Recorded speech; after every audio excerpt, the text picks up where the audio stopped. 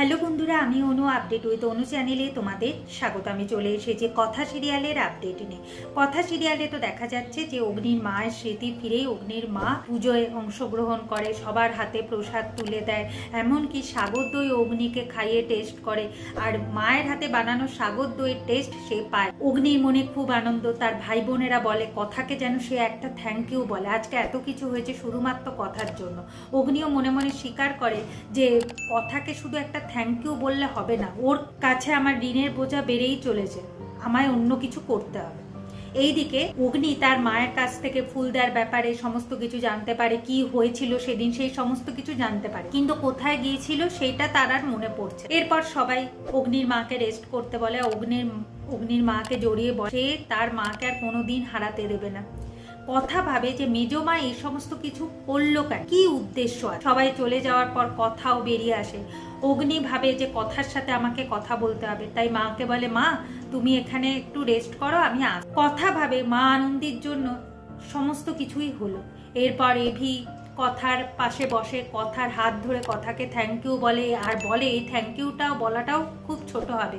আজকে কথার জন্য সে তার মাকে ফিরে পেয়েছে, কথার জন্য মায়ের স্মৃতি ফিরে এসেছে, আগের মতো মাকে সে তার নিজের কাছে পেয়েছে, সমস্ত কিছুই কথার জন্য। তাই কথাকে থ্যাংক ইউ বলাটা ছোটই হবে।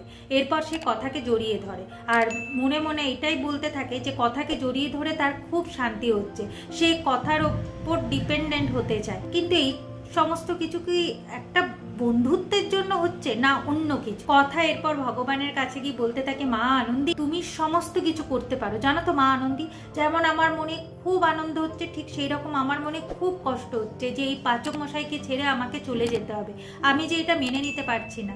এভি আবার কথার কাছে আসে, কথাকে জড়িয়ে ধরে, বলে কথা তোকে না সমস্ত কিছু আমি সত্যি কথা বলেছি, কিন্তু একটা মিথ্যে কথা বলেছি, সেটা হলো যে তোকে আমি ফিরিয়ে এনেছি আই লাভ ইউ বলে, কিন্তু এই আই লাভ ইউটা আমি তোকে বলবো কি করে, তুই কি অ্যাকসেপ্ট করবি, তুই কিভাবে নিবি, আমি তো সেটাই বুঝতে পারছি না। এই বলে পাচক মশাই চলে যায়, আর কথার সমস্ত শাড়িতে পাচক মশাইয়ের পারফিউমের গন্ধ থেকে যায়। আর মনে মনে ভাবতে থাকে যে পিছু টান রাখলে চলবে না, পাচক মশাই তার মায়ের পছন্দ করা মেয়েকে বিয়ে করবে, আমাকে এই বাড়ি ছেড়ে চলে যেতে হবে। ঠিক সেই সময় আমাদের চিত্রা লুকিয়ে লুকিয়ে পালাতে চাইছে, কথার কাছে ধরা পড়ে যায়। এরপর ওই বাসটা সে চিত্রাকে দেয়, বলে কিনা এই বাসটা দিয়ে তুমি ক্ষতি করতে চেয়েছিলে মেজমা, তাই না? চিত্রা বলে কি সমস্ত কথা বলছো বলো তো? বলে কিনা হ্যাঁ দেখো না ওই বাসের গায়ে কেমন মুগ ডালের গন্ধ পাওয়া যাচ্ছে, দাগ আছে। চিত্রা ভয় পাচ্ছে, বলে আর কত চালাকি করবে মেজমা, আমি জানি এই কাজটা তুমি করেছো, মায়ের ওষুধ তুমি পাল্টেছো, এমন কি যে ঠাকুর ঘরে আমি যে পাচক মশাইয়ের সাথে কথা বলছিলাম সেটাও তুমি আড়াল থেকে শুনেছো, আমি সমস্ত কিছু দেখেছি মেজমা। এরপর চিত্রা একটু ভয় পেতে থাকে।